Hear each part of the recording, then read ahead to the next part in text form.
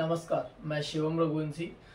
आज बात करेंगे हम एक ऐसी बैंक के बारे में जिस बैंक की वजह से पिछले 1 साल से लगभग मैं बहुत ज़्यादा परेशान चल रहा हूँ। और इतना परेशान चल रहा हूँ कि आज मुझे ये वीडियो बनाने के लिए मैं मजबूर हो गया हूँ। हालांकि वीडियो बनाने का मेरा कोई गलत मकसद नहीं है। मेरा मकसद बस यही है कि ये या तो बैंक वालों तक चली जाए या फिर मतलब ये जो जानकारी है वो आप सब लोगों के पास भी होना चाहिए। तो आइए बात करते हैं हम कि ये फ्रॉड कैसे हुआ है और क्या है ये फ्रॉड। ये फ्रॉड है, टू व्हीलर सेगमेंट का फ्रॉड है। टू व्हीलर लोन हुए हैं ये टू व्हीलर लोन हुए हैं। लगभग हमें जो एसके फाइनेंस वालों ने लिस्ट दी थी और हमें वो लिस्ट उन्होंने दी थी लगभग 73 लोगों की। लेकिन बाद में अभी के 8 दिन पहले मुझे ये चीज पता लगी है कि वो 73 नहीं, वो 90 लोगों की लिस्ट थी।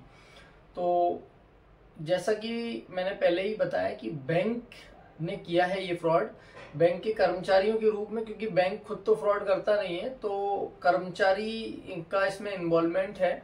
और इसमें ऐसा इन्वॉल्वमेंट है कि बहुत बड़ा इन्वॉल्वमेंट कर्मचारियों का हम कह सकते हैं।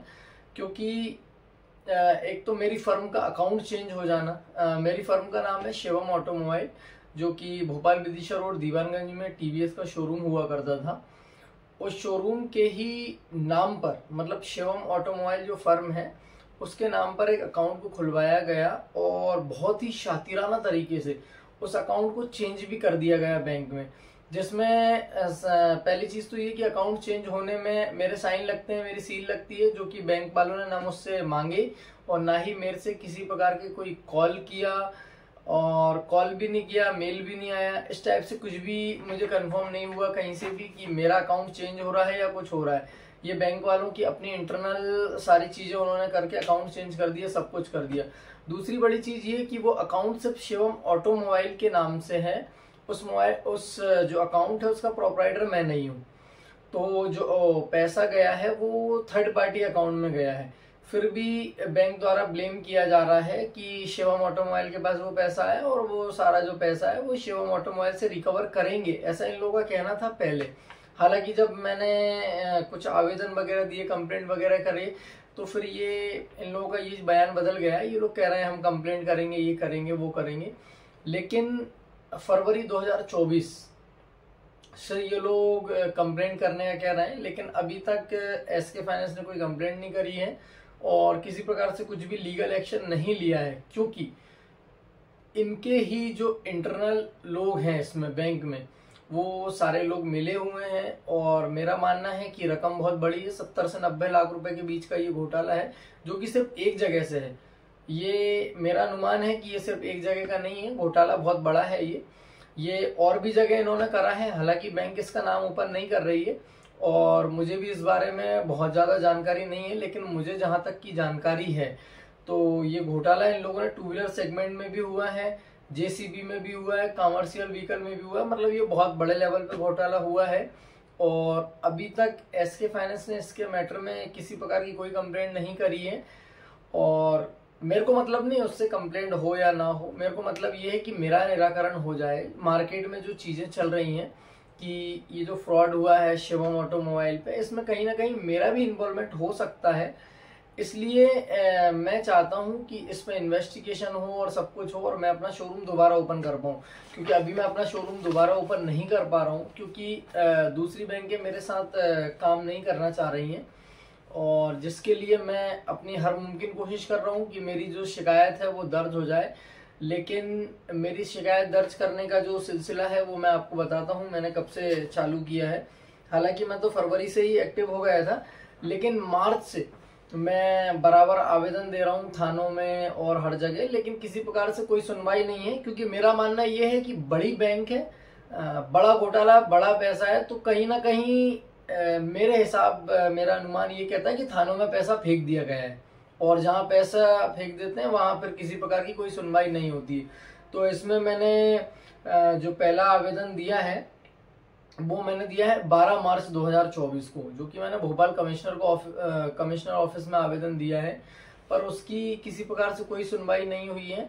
और वो आवेदन कमिश्नर ऑफिस से पहले शायद निशातपुरा थाने में गया और निशातपुरा थाने के बाद छोला थाने में गया, जो कि आज दिनांक तक छोला थाने में ही पड़ा हुआ है, उसमें किसी प्रकार की कोई कार्रवाई नहीं हुई, कोई सुनवाई नहीं हुई। उसके बाद मैंने 2 आवेदन और भेजे, एक हमारे जो शोरूम क्षेत्र है वहां भी दिया, दूसरा जो बैंक क्षेत्र है मैंने वहां भी आवेदन दिया, लेकिन किसी प्रकार से कोई ना वहां से सुनवाई हुई है ना यहाँ से कोई सुनवाई हुई है। तो किसी प्रकार की कोई सुनवाई नहीं हो रही थी, इसीलिए मैंने जो बैंक रिलेटेड जो थाना लगता है गोविंदपुरा थाना, वहां मैंने बाय पोस्ट भेज दी है। तो बाय पोस्ट वहाँ रिसीव भी हो गई है, और वो रिसीव हुई है लगभग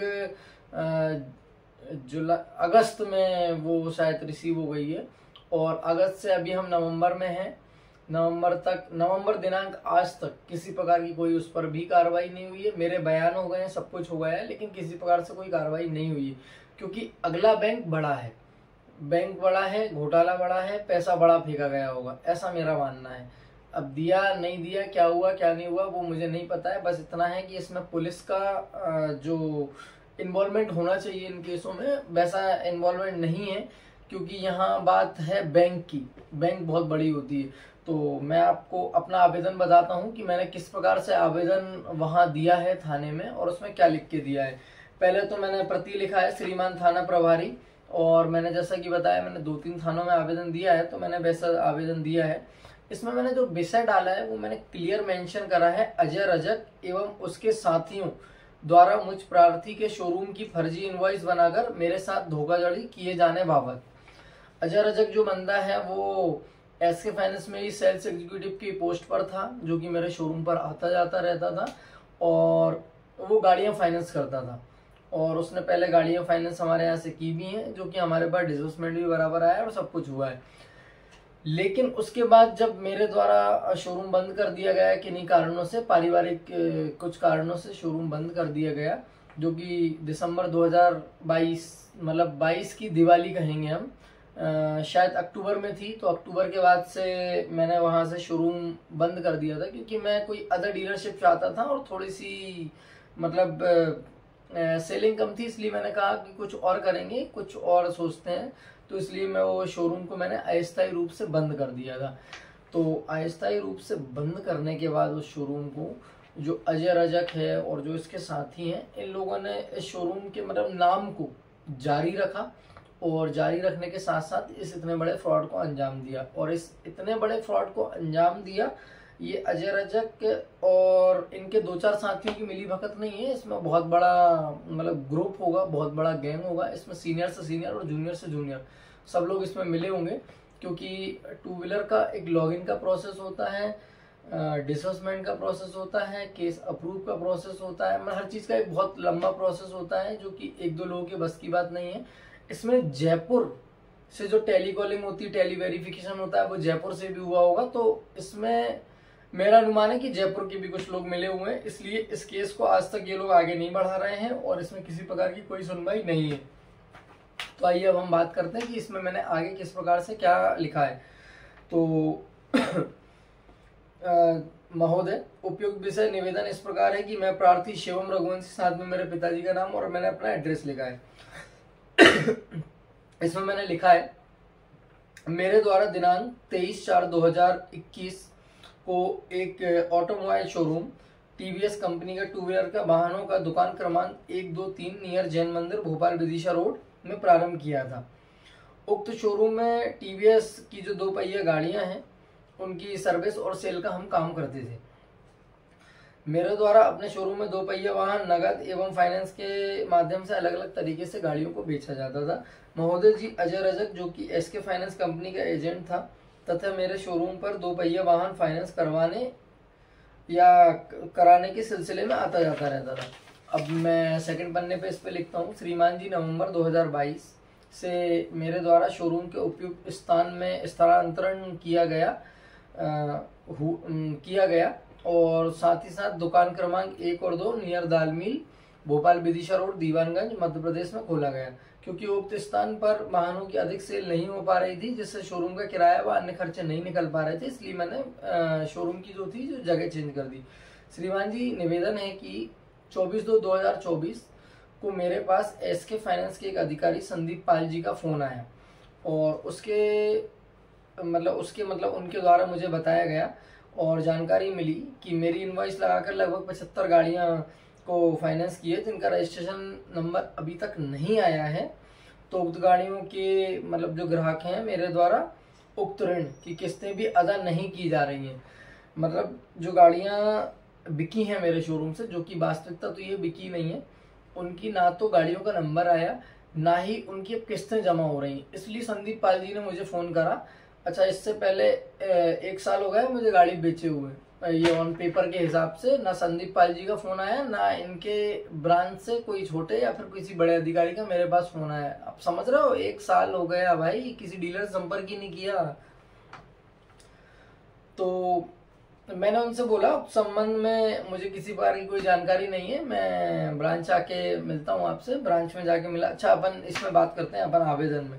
तो संबंध में जब मुझे इस प्रकार की जानकारी दी गई, तो एसके फाइनेंस के ऑफिस एमपी नगर के पूरे प्रकरणों की जानकारी लेने गया, तो वहां फाइनेंस कंपनी ने मेरे द्वारा इनवॉइस लगी पर कुल 73 वाहनों की लिस्ट इंजन व चेसिस नंबर और एजेंट की आईडी के साथ मुझे दे दी, जिनके माध्यम से किस दिनांक को उक्त वाहन फाइनेंस हुआ है वो लिस्ट मुझे दी गई है, जिसकी ना किस्त आ रही है ना रजिस्ट्रेशन नंबर आया है।